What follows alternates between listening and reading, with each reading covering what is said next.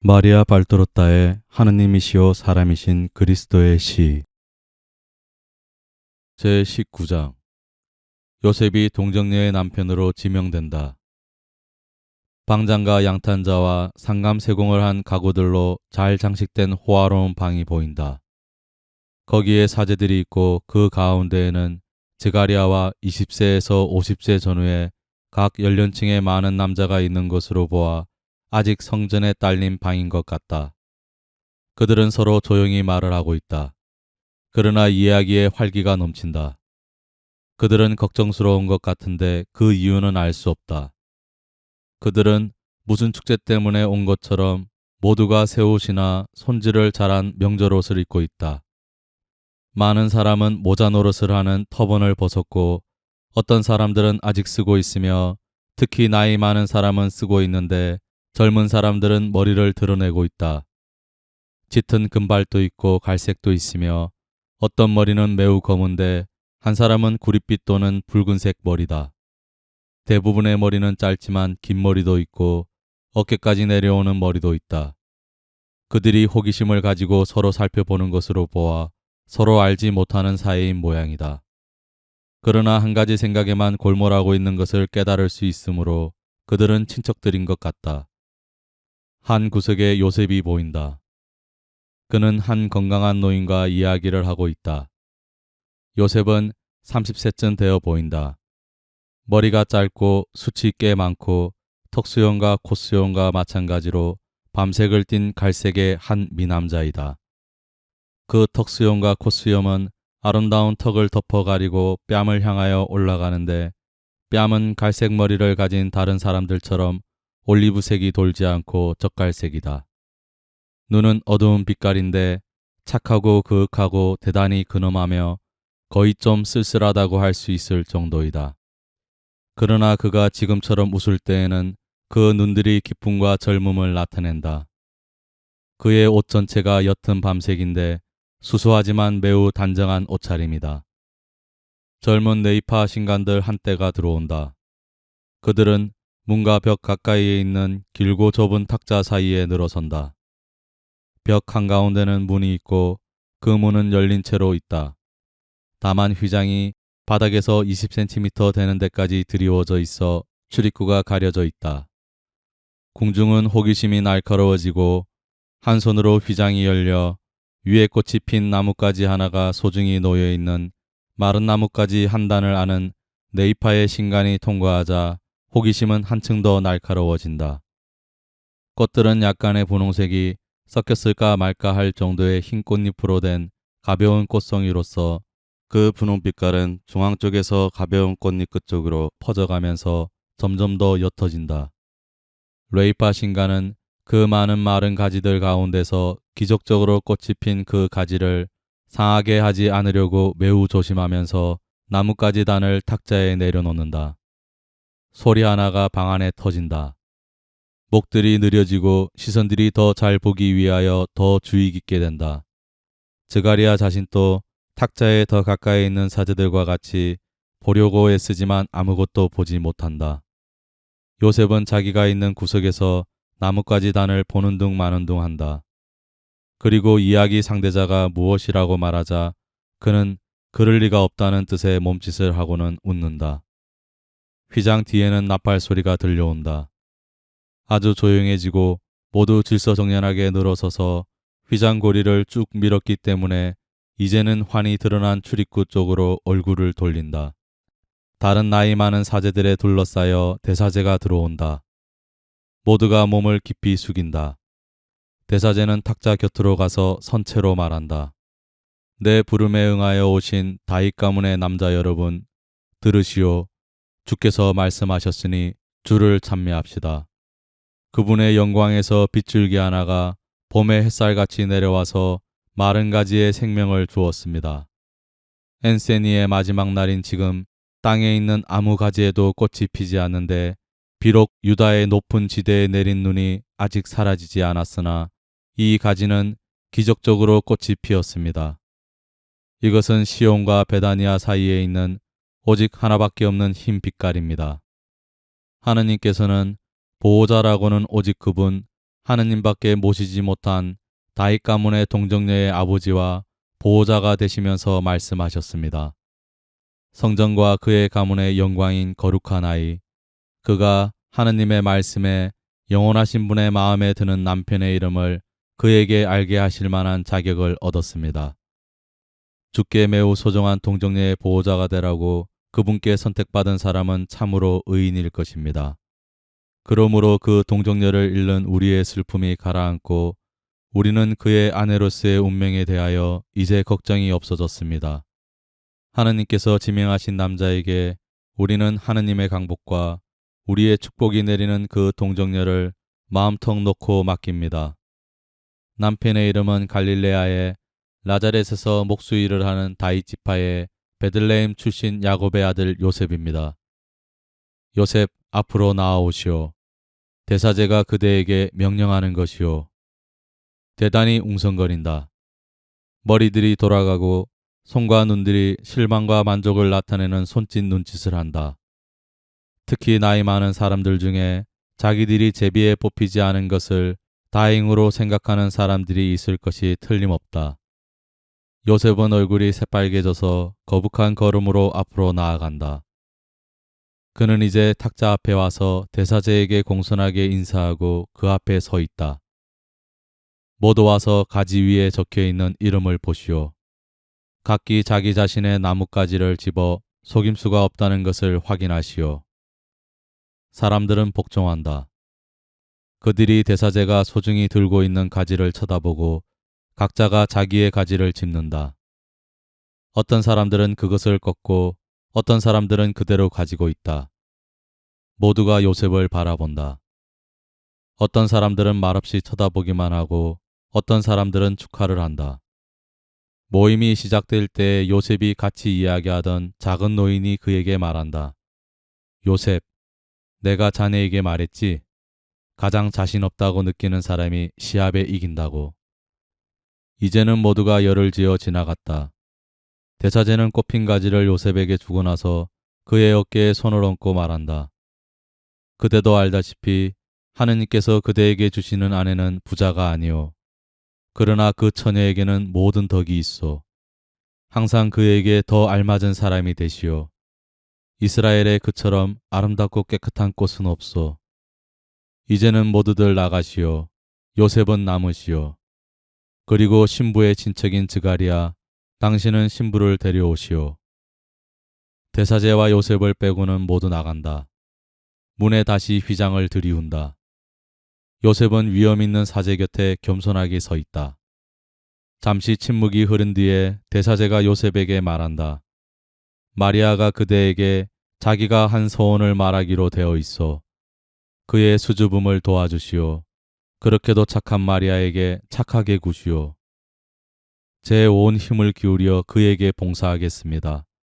그리고 그를 위하여는 아무 희생도 짐스럽게 여겨지지 않을 것입니다. 그 점은 안심하십시오. 마리아가 즈가리아와 하느엘의 딸 안나와 같이 들어온다. 마리아야 오너라 하고 대사제가 말한다. 여기 하느님께서 내게 정해주신 내 남편이 있다. 나자렛의 요셉이다. 그러니까 너는 내 고장 읍내로 돌아가게 된다. 이제 나는 너희들을 남겨둔다. 하느님께서 너희에게 강복하시고 주께서 너희들을 보호하시고 강복하시며 너희에게 당신의 얼굴을 보이시며 항상 너희를 불쌍히 여기시기를 바란다. 주께서 너희들에게 얼굴을 돌리시고 너희에게 평화를 주시기 바란다. 즈가리아는 대사제를 모시고 나간다. 안나도 신랑과 서로 축복하고 나간다. 두 약혼자가 마주 서 있다. 마리아는 얼굴이 새빨개서 고개를 숙이고 있다.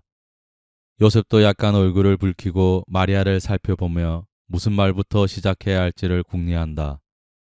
마침내 그 말을 찾아내서 얼굴이 환해진다. 그는 이렇게 말한다. 마리아 잘 있었어요? 나는 마리아가 난 지 며칠밖에 안 되는 갓난아기 적에 보았어. 나는 당신 아버지의 친구였고 내게는 당신 어머니를 무척 사랑하던 내 아우 알페오의 작은 아들이 있어요. 알페오는 당신 어머니에게는 어린 친구였지요. 알페오는 지금 18살밖에 안 됐고 당신이 아직 나지 않았을 적에는 아주 어린 아이여서 그를 다정스럽게 사랑하시던 당신 어머니의 슬픔을 위로해 드렸소. 당신은 아주 어릴 적에 여기 왔기 때문에 우리를 모르오. 그러나 나자렛에서는 모든 사람이 당신을 많이 사랑하고 그 탄생이 아기를 못 가지는 여인을 다시 꽃피게 하신 주님의 기적이었던 요아킴의 어린 마리아의 말을 하고 있어. 그리고 나는 당신이 나던 날 저녁을 기억하고 있어. 다 익은 농작물을 살린 거센 비와 벼락이 치면서도 야생 히히르 한 그루조차 부러뜨리지 않았고 사람들이 일찍이 본 것보다 더 크고 더 아름다운 무지개로 끝난 내우 때문에 모든 사람이 그날 저녁을 기억하고 있어. 그리고 또 누가 요아킴의 기쁨을 기억하지 않아요. 요아킴은 당신을 이웃 사람들에게 보이면서 흔들고 있었어. 당신이 하늘에서 온 꽃인 것처럼 당신을 감탄해서 보고 모든 사람에게 그의 감탄을 전해주는 것이었어. 그렇게도 아름답고 그렇게도 착하고 지극히 우아하고 지혜로운 말을 하던 그의 마리아 이야기를 하면서 세상을 떠난 행복한 늙은 아버지였어. 그분이 당신을 감탄하며 바라보고 당신보다 더 아름다운 여자가 없다고 말한 것은 옳은 말이었어. 그리고 또 당신 어머니는 당신 집이 있는 구석을 노래로 채우곤 했어. 당신을 가졌을 때와 당신에게 젖을 먹일 때에는 봄날의 종달새와 같았소. 내가 당신의 요람을 만들었소. 당신 어머니가 원하는 대로 장미꽃을 새겨서 장식한 작은 요람이었어. 어쩌면 그 요람이 닫혀있는 당신 집에 아직 있는지도 모르오. 마리아, 나는 나이가 많소. 당신이 났을 때 나는 목수일을 배우고 있었어. 벌써 일을 하고 있었지요. 내가 당신을 아내로 맞이하리라는 말을 누가 있겠소. 우리가 친하게 지내는 사이였기 때문에 당신 부모가 걱정을 덜하면서 돌아가셨을 것이오. 당신 아버지가 내 인생의 훌륭한 스승이었기 때문에 그분의 죽음을 진심으로 슬퍼하면서 내가 그분의 장사를 지냈소. 마리아는 요셉이 그에게 이렇게 말하는 것을 들으면서 점점 더 안심이 되어 얼굴을 천천히 쳐든다. 요셉이 요람 이야기를 할 때 마리아는 살짝 미소를 지었고 요셉이 자기 아버지에 대하여 말할 때에는 그에게 손을 내밀고 말한다. 요셉씨 고맙습니다. 수줍고 다정스러운 고맙다는 인사였다. 요셉은 그의 짧고 튼튼한 목수의 양손으로 자스민 향내가 나는 작은 손을 잡고 마리아를 안심시켜 맞이하는 애정을 가지고 손을 쓰다듬는다. 요셉은 아마 다른 말을 기다리는 모양이다. 그러나 마리아는 다시 입을 다문다. 그러자 요셉이 말을 잇는다. 알겠소? 집은 오솔길을 로마의 화물 운송차들을 위한 도로로 변형시키기 위해 집정관이 내린 명령으로 헐린 부분을 빼고는 그대로 있어. 그렇지만 밭들에서 남아있는 것은 왜냐하면 당신 아버지의 병환 때문에 당신 재산의 많은 부분이 희생되었기 때문이요. 아시겠소? 좀 소홀히 다루어져 있소. 3년째나 나무와 포도나무들이 정원사의 전지가해를 못 보았고 땅은 황폐하고 단단해졌어. 그러나 당신이 아주 어렸을 적에 있던 나무들은 아직 거기에 있어. 그래서 만일 당신이 허락하면 내가 즉시 돌보겠소. 요셉씨 고마워요. 그렇지만 그것 아니라도 당신의 일이 있는데. 나는 하루의 처음 시간과 마지막 시간에 당신 정원 일을 하겠소. 요 사이는 해가 길어지오. 봄까지는 당신을 기쁘게 하기 위해 나는 모든 것이 정돈되기를 원하오. 보시오. 이것은 집에 닿아 있는 편도나무까지요. 나는 이 가지를 꺾기를 원했소. 큰 구멍이 난 울타리로 사방에 들어갈 수가 있어. 하지만 그것을 다시 튼튼하고 빽빽하게 만들어 놓겠소. 나는 내가 선택될 경우를 생각해서 이 가지를 꺾고자 했소. 그렇지만 나는 나자렛 사람이기 때문에 그것을 바라지는 않았소. 내가 소집에 응한 것은 그 소집이 사제에게서 나온 것이기 때문이었지 결혼을 바라서가 아니었소. 그러니까 다시 나뭇가지 얘긴데 당신이 당신 집 정원의 꽃을 가지는 것을 기뻐하리라고 생각하고 꺾은 것이요.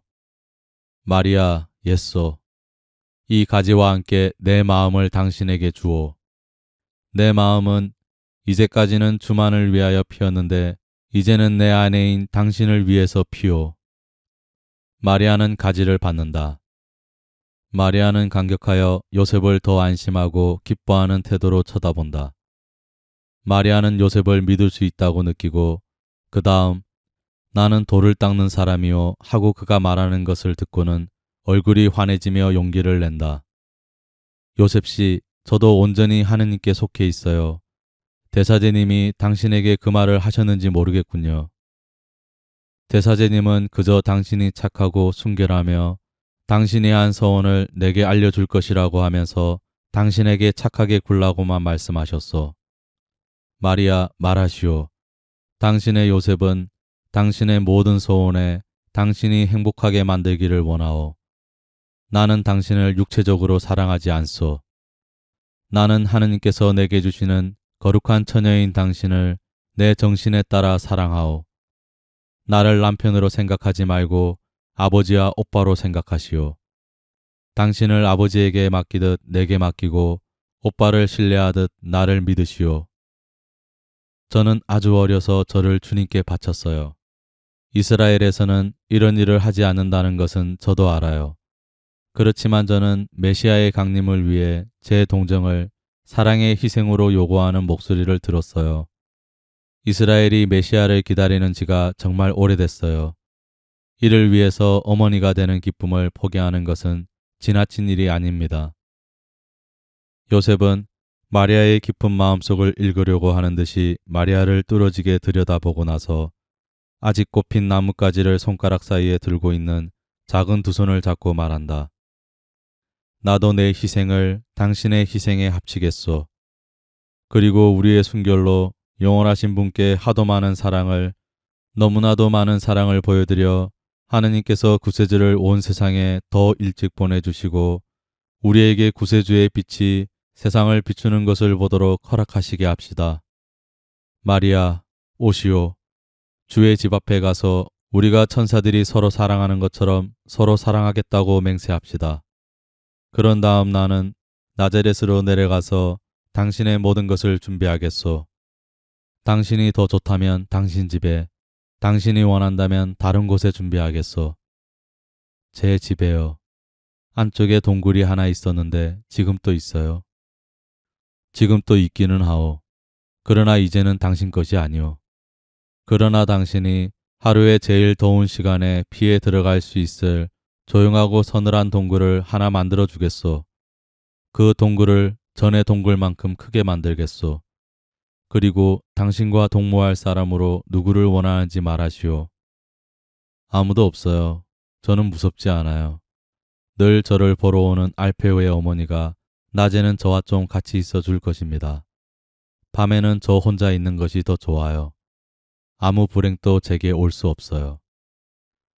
그리고 또 이제는 내가 거기 있고 언제 당신을 데리러 와야 하오. 요셉 씨가 원하는 때예요. 그러면 집이 잘 정리되는 대로 오겠소. 나는 아무것도 흐트러뜨리지 않겠소. 나는 당신이 당신 집을 어머니가 남겨놓으신 그대로 발견하기를 원하오. 그렇지만 집이 아주 해가 잘 들고 매우 깨끗해서 음산한 것이 없이 당신을 맞아들이게 하고 싶소. 마리아, 오시오. 지극히 높으신 분께 우리가 그분을 찬미한다고 말씀드립시다. 다른 것은 아무것도 보이지 않는다. 그러나 내 마음에는 마리아가 느끼는 안정감이 남아있다. 제20장 동정녀 마리아와 요셉의 결혼. 그를 환대하는 친구들과 여선생들 가운데 신부 옷차림을 한 마리아는 얼마나 아름다운가. 그들 가운데는 엘리사벳도 있다. 마리아는 귀중한 비단이라고 할 수 있을 정도로 매우 보드랍고 고운, 눈이 부실 만큼 하얀 옷으로 단장하였다. 끌로 세공한 금과 은으로 된 허리띠. 허리띠는 온전히 작은 사슬로 연결된 큰 메달로 되어 있는데 각 메달은 세월이 흘러서 갈색으로 변한 은바탕에 금실로 뜬 레이스이다. 허리띠는 마리아의 가는 허리를 꽉 잰다. 그리고 아직 나이 어린 마리아에게는 아마 너무 길기 때문인지 마지막 메달 3개가 앞으로 늘어져 있다. 허리띠는 짤막한 끌리는 옷자락이 달린 대단히 넓은 옷의 주름들 사이로 내려온다. 그만큼 대단히 길다. 마리아의 작은 발에는 은으로 된 잼새가 달린 대단히 흰 샌들이 신겨져 있다. 목에는 허리띠의 모티브를 더 작게 재현하는 은으로 된 선세공이 달린 금으로 만든 장미꽃 모양이 되어 있는 가는 사슬로 옷이 고정되어 있는데 그 사슬은 기치 깊게 파인 곳에 커다란 틈들을 통하여 지나가며 주름들을 모아서 일종의 작은 가슴 장식을 만들어 놓는다. 마리아의 목은 흰 옷주름 속에서 귀중한 사로 둘러싼 대 모양으로 우아하게 나타나서 한층 더 가늘고 희게 보인다. 감동으로 인하여 한층 더 창백하고 더 순결한 백합 같은 얼굴에 피어나는 백합꽃대와 같다. 지극히 깨끗한 재물의 얼굴이다. 머리가 이제는 어깨에 덮여 있지 않다. 서로 따은 머리로 우아하게 정리되어 온전히 선세공 자수로 된 귀중한 갈색 은줄로 꼭대기에서부터 내려오며 적당한 자리에 고정되어 있다. 어머니의 베일이 이 따은 머리 위에 얹혀져 있어 대단히 흰 이마를 재고 있는 귀중한 얇은 판 아래로 대단히 기분 좋은 주름을 이루며 내려온다. 베일이 안나의 허리까지만 내려왔었는데 마리아는 어머니만큼 크지 않기 때문에 둔부까지 내려가고도 더 내려간다. 손에는 아무것도 없다. 손목에는 팔찌가 있다. 그러나 그 손목이 어찌나 가는지 어머니의 무거운 팔찌가 손등에까지 내려온다. 그리고 만일 마리아가 그것들을 흔들면 아마 땅에 떨어질 것이다. 동무들이 마리아를 이리저리 뜯어보며 감탄한다. 질문을 하고 감탄하는 소리를 지르는 것이 꼭 참새들이 명랑하게 지저귀는 것 같다. 이거 내 어머니 거였니? 정말 오래된 거야? 사라야, 이거 얼마나 이쁘니? 이 허리띠 말이야. 그리고 이 베일은 어떻고? 수산나야, 얼마나 고운지 봐라. 그리고 시실에 짜놓은 이 백합꽃들 하며. 마리아야, 팔찌 좀 보여다오. 이거 내 어머니 것이었니? 어머니가 하시던 거야.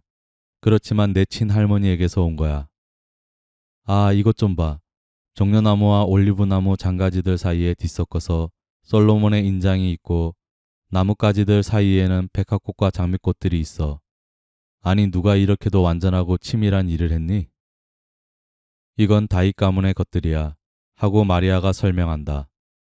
긴 세월을 두고 여자들이 시집갈 때 이 보석들을 지나는 거야. 그리고 상속으로 전해 내려오는 거야.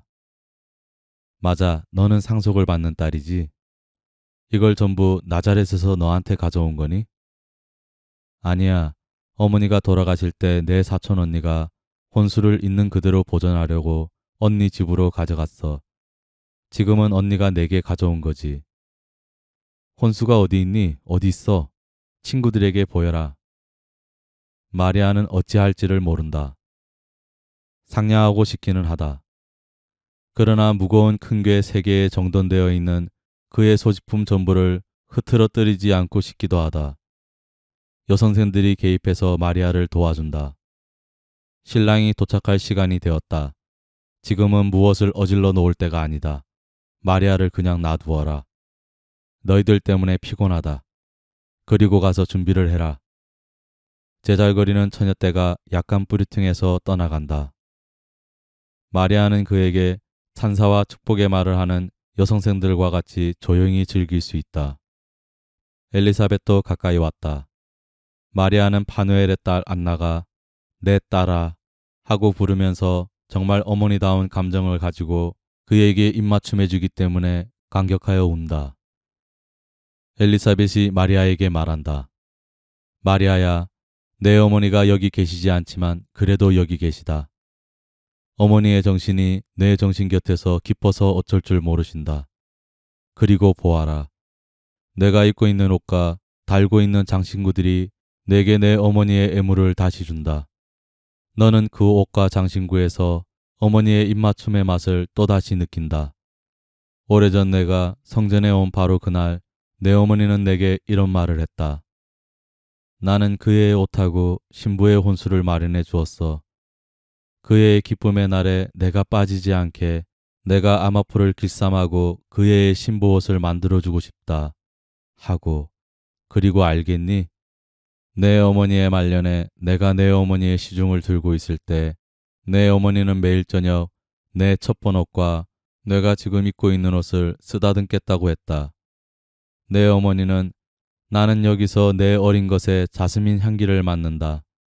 그리고 그 애가 여기서 엄마의 입맞춤을 느끼기를 원한다고 말했다. 내 이마에 덮어가리는 이 베일에 얼마나 입맞춤을 많이 했는지 실의 수보다 입맞춤의 수가 더 많다. 그리고 엄마가 짠 속옷을 입을 때는 배틀보다도 내 어머니의 사랑이 더 그것들을 만들어냈다고 생각해라. 그리고 이 목걸이들, 시련을 겪던 바로 그 시기에 내 아버지가 이것들을 구하셨다. 너를 사랑하기 때문에 다윗 왕가의 왕녀가 지금 이 시간에 그래야 마땅한 것처럼 너를 아름답게 하기 위해서였다. 마리아야, 명랑해져라. 너는 고아가 아니야. 부모님이 너와 함께 계셔. 그리고 내게는 아버지도 되고 어머니도 되는 신랑이 있다. 그 사람은 그렇게도 완전하다. 아, 그래요. 그것은 사실이에요. 그 이에 대해서는 내가 확실히 불평을 할 수가 없어요. 2달도 안 되는 동안에 그이는 2번이나 왔어요. 그리고 내 명령을 받으려고 비와 바람을 무릅쓰고 오는 것이 오늘로 3번째예요. 생각 좀 해보세요. 내 명령을 받으려고 와요. 불쌍한 여자인 나한테요. 그리고 그이보다 나이는 얼마나 어리고요. 그이는 내게 아무것도 거절하지 않았어요. 천사가 내 소원을 그이에게 말해주나 봐요.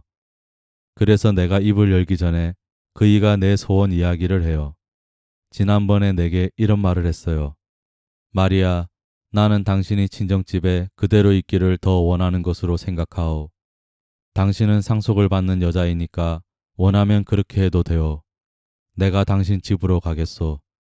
그러나 다만 관례를 지키기 위해 내 동생 알페오의 집에서 일주일을 지내시오. 마리아가 벌써 당신을 무척 좋아하오.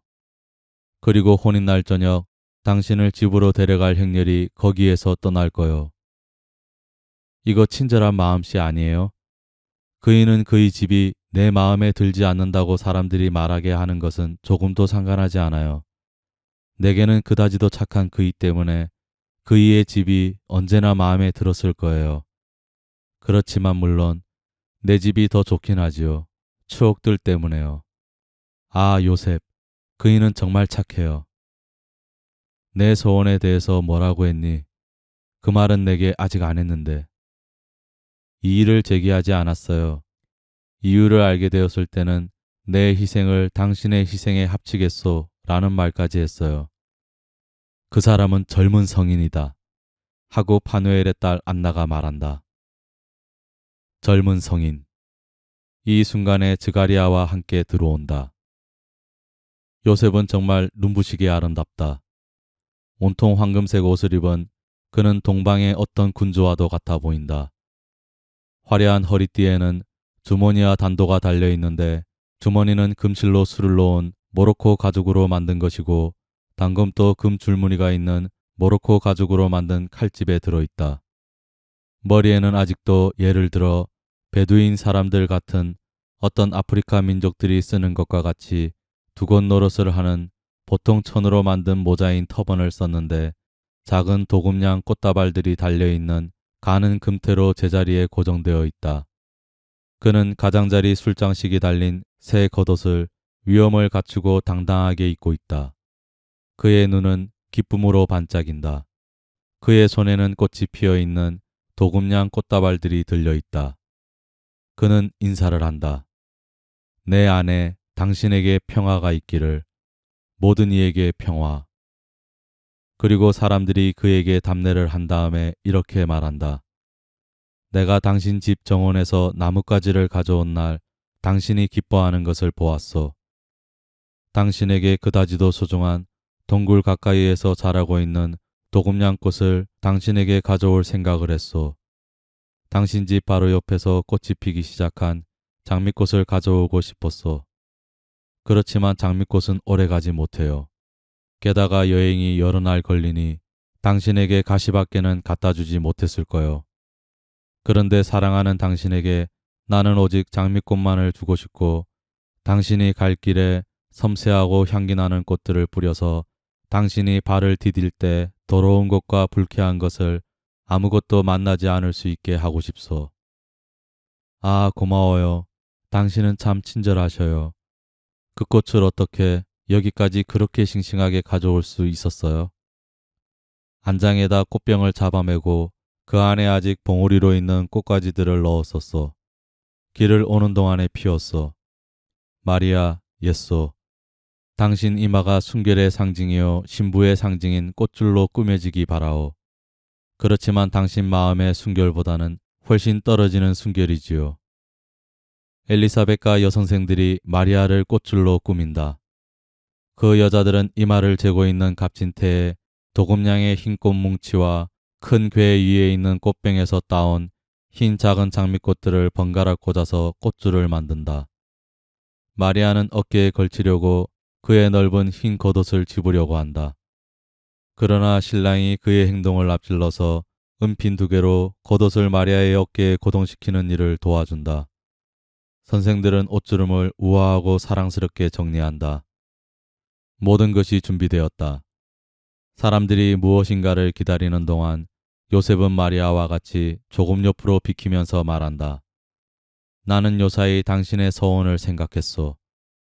내가 그것을 같이 한다고 당신에게 말했지요.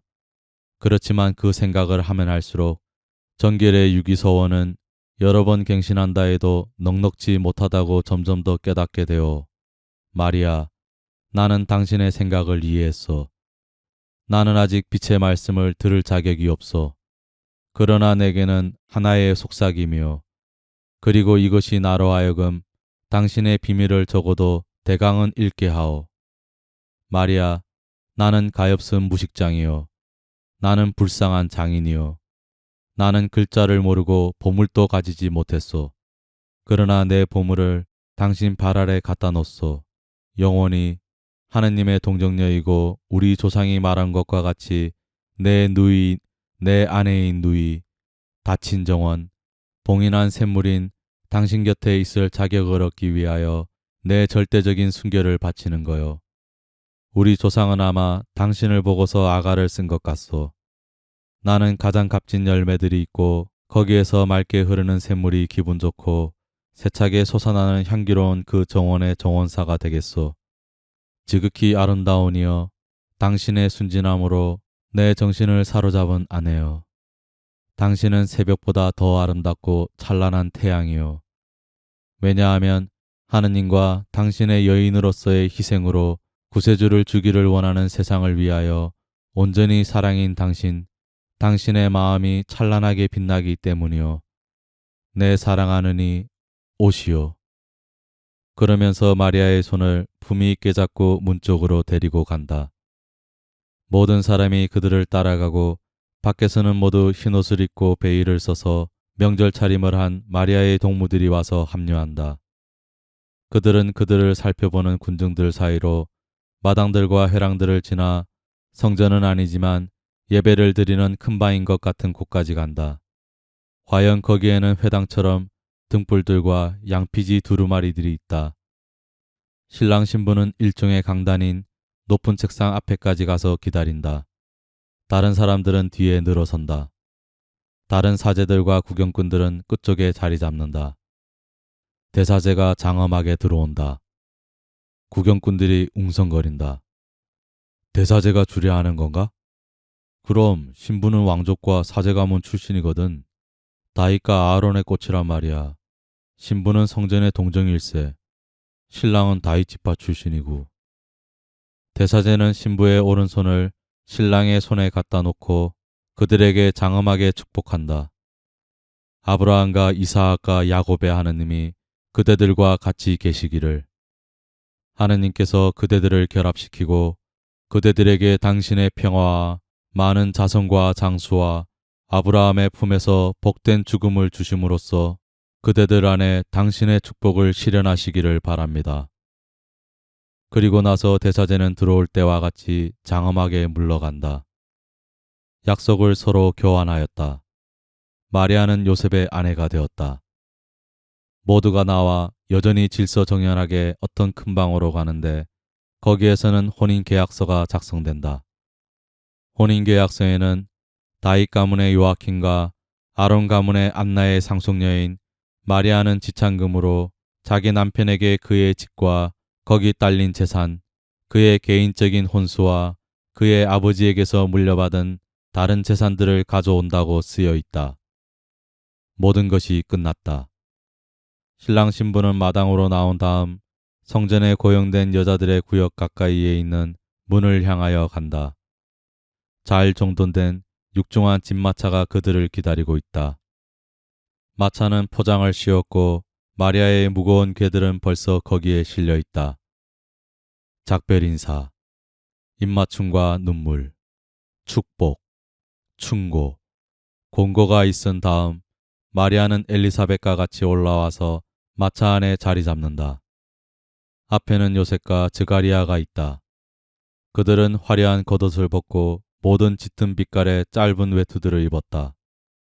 마차는 털빛이 짙은 큰 말의 무거운 속보로 떠난다. 성전의 담이 멀어져 가고 그 다음에는 도시의 성곽이 멀어져 가고 이제는 봄의 아침 햇살로 아주 새로워지고 싱싱하고 꽃이 핀 들이 나타나고 적어도 손바닥 길이 하나는 자라고 그 어린 잎들로 인하여 에메랄드 빛깔로 보이는 밀포기들이 나타난다. 어린 밀 잎들은 복숭아꽃과 사과꽃, 크로바와 야생 박하 냄새가 나는 가벼운 바람에 물결친다. 마리아는 조용히 그의 베일 속에서 조용히 울며 가끔 포장을 열고 멀어진 성전과 그가 떠난 도시를 바라다본다. 환상은 이렇게 끝난다.